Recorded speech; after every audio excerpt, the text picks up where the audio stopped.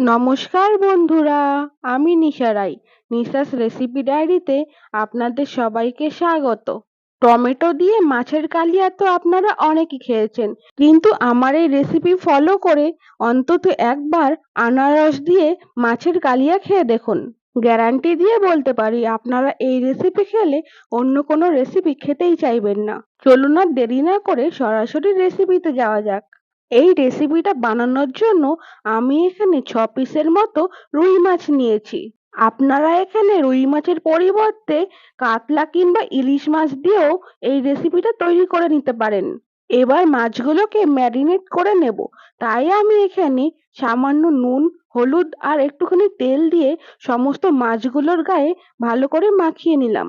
পোনা মাছের পরিবর্তে কোনো বড় মাছ দিয়ে রেসিপিটা করার চেষ্টা করবেন, কারণ বড় মাছ দিয়ে রেসিপিটা তৈরি করলে এর টেস্টটা একটু বেশি ভালো আসে। এক এক করে সমস্ত মাছগুলোর গায়ে নুন হলুদ মাখিয়ে নেওয়া হয়ে গেছে।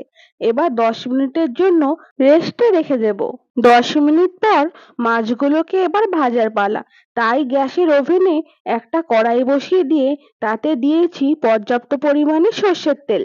তেল ভালো করে গরম হয়ে গেলে আগের থেকে ম্যারিনেট করা মাছগুলো এক এক করে দিয়ে ভেজে নেব। খুব বেশি সময় ধরে মাছগুলোকে ভেজে নেব না। মাছগুলোর গায়ে একটা হালকা বাদামি রং চলে আসলেই মাছগুলোকে তুলে নেব।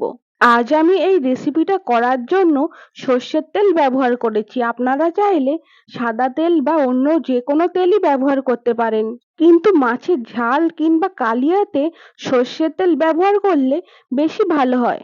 প্রথম পর্যায়ে মাছগুলো প্রায় ভাজা হয়ে গেছে। ঠিক এইরকম একটা কালার আসলে মাছগুলোকে তুলে নিতে হবে। এবার বাকি যেই মাছগুলো ছিল সেই একই তেলে দিয়ে উল্টে পাল্টে একটু ভেজে নেব। এই রেসিপিটা তৈরি করার জন্য উপকরণ খুবই কম লাগে। ঘরে থাকা উপকরণেই এই রেসিপিটা সহজেই তৈরি করে নেওয়া যায়। দুপুরে গরম ভাতে এইরকম 1 পিস রুই মাছ দিলে থালা পুরো চেটেপুটে সাফ করে দেবে।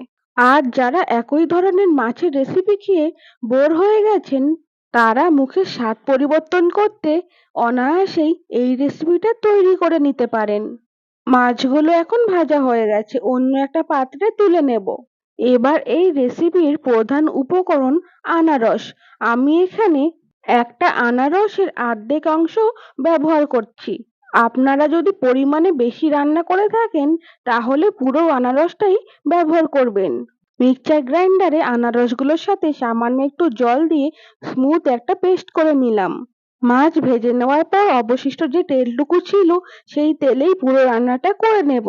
প্রথমেই গরম তেলের মধ্যে দিয়েছি একটা তেজপাতা, তারপরে কিছু গোটা গরম মশলা ব্যবহার করেছি।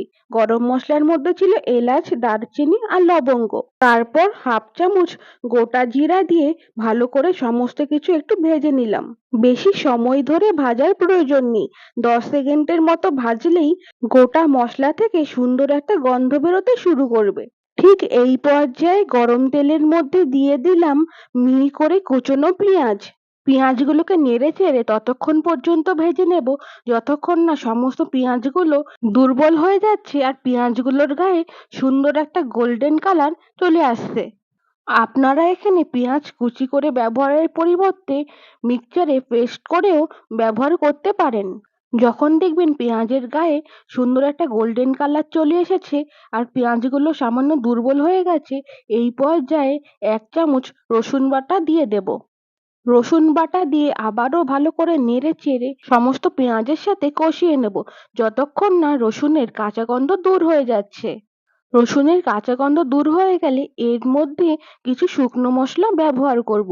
এখানে দিয়ে দেব হাফ চামচের মতো ধনের গুঁড়ো আর দেব হাফ চামচ জিরের গুঁড়ো।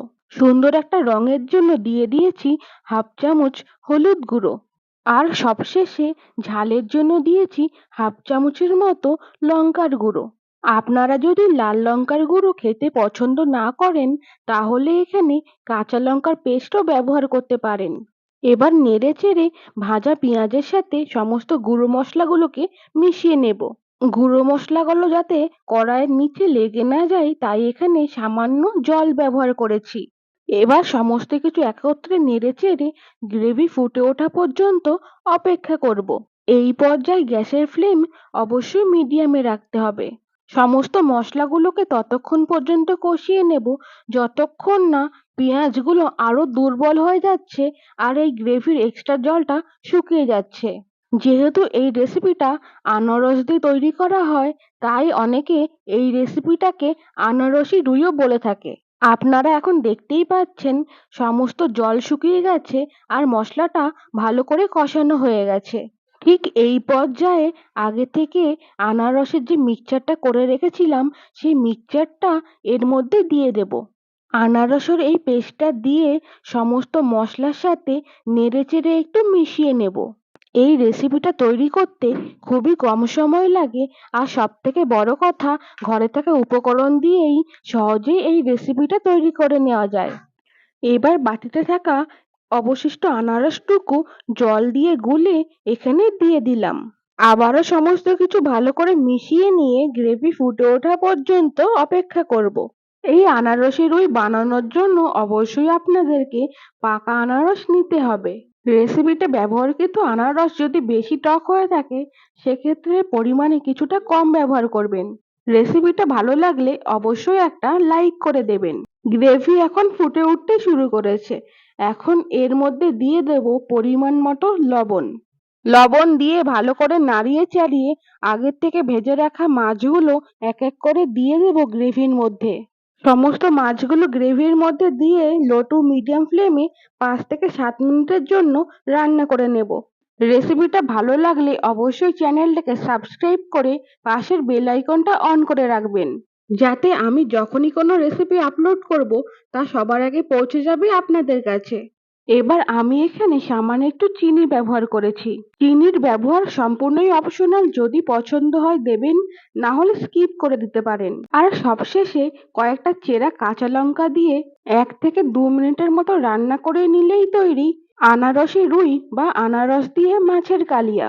এই রেসিপিটা ঘরে রান্না করলে এত সুন্দর একটা মিষ্টি গন্ধ বেরোয়, গন্ধেতেই মন পুরো ভরে যায়। গরম ভাতে এইরকম 1 পিস রুই হলে দুপুরের খাবারটাই পুরো জমে যাবে।